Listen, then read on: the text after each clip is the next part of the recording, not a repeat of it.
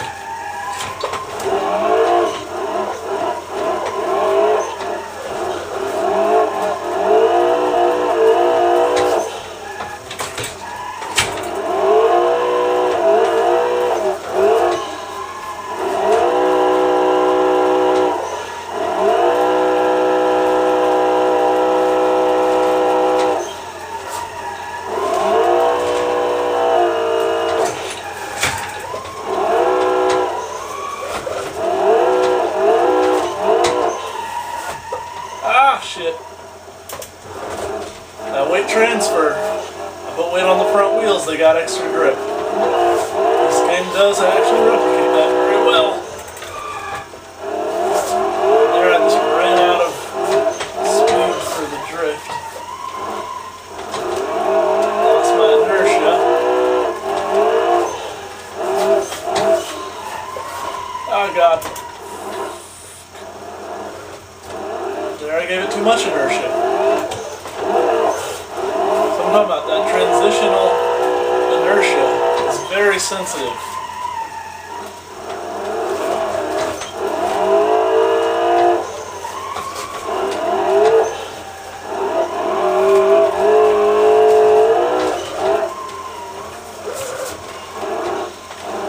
Oh, motor bogged. I got out of boost.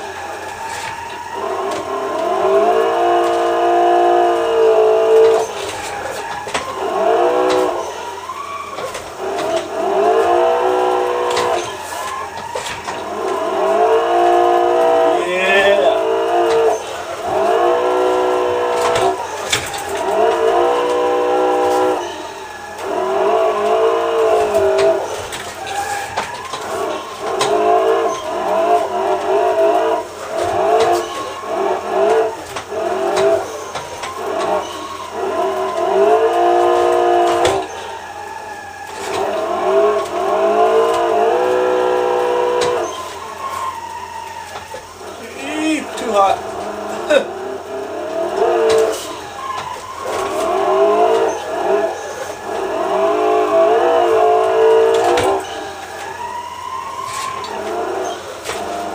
Ah! God, I keep getting out of boost right there. Anyways, alright, now I'll show you the setup on this thing, what I mean.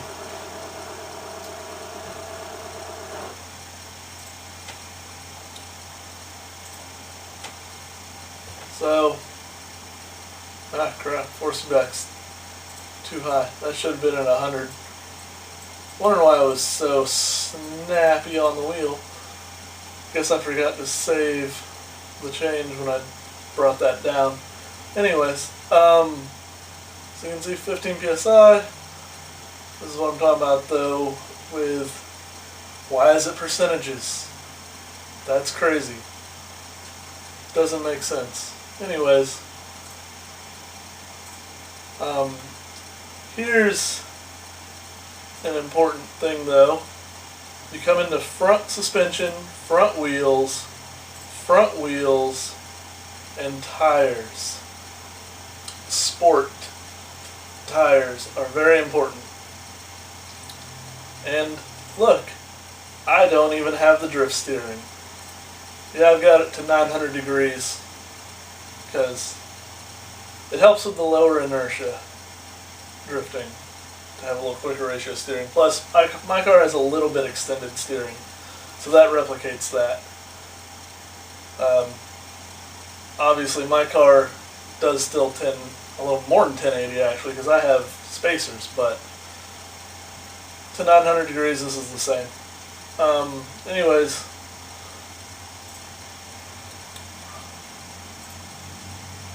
you come into force feedback,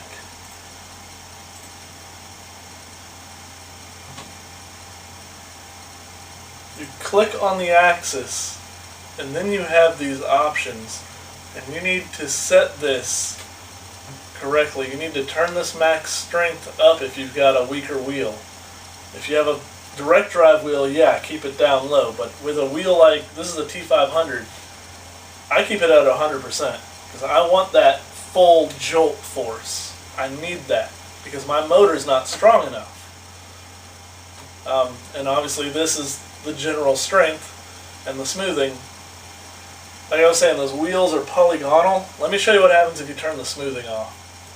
You're going to feel every bit of the polygonalness of these wheels in the force feedback.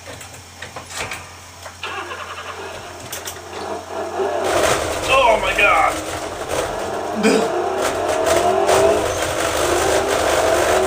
Yeah, these wheels aren't round.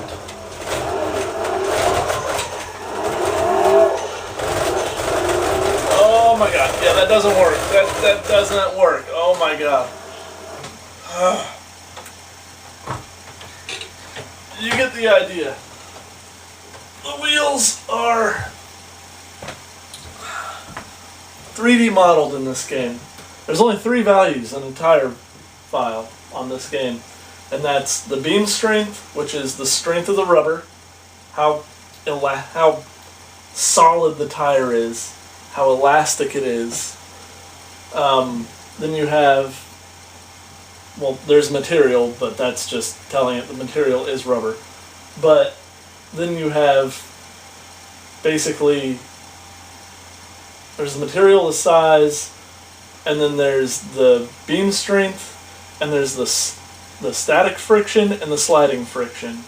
And when you're drifting, your front tires are using the static friction, and your back tires are jumping past the static friction, going into a slide into the sliding friction. And basically the sports tires are more mellow. Obviously an all-season tire is going to be even more mellow than a sports tire, but there's a reason they don't drift on racing slicks. And the drift tires and the race tires both behave the same way. The beams are too stiff, which makes the peak angles too sharp, and the difference between static and sliding friction is too high, which makes it just feel really hard to control because the inertia, I feel like, is just a little bit too low in this game. And that's possibly because of, you know, the tires not being round, because the tires are basically skipping across the points.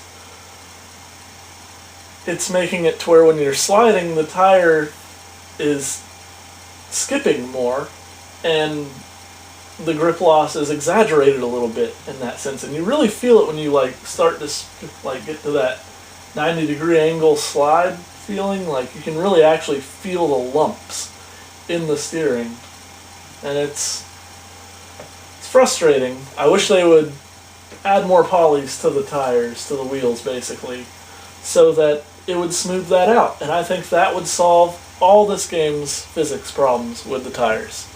That's 100% of it. I guarantee it. It's a great game. It drives great when you have it dialed in. And yeah, I highly recommend it.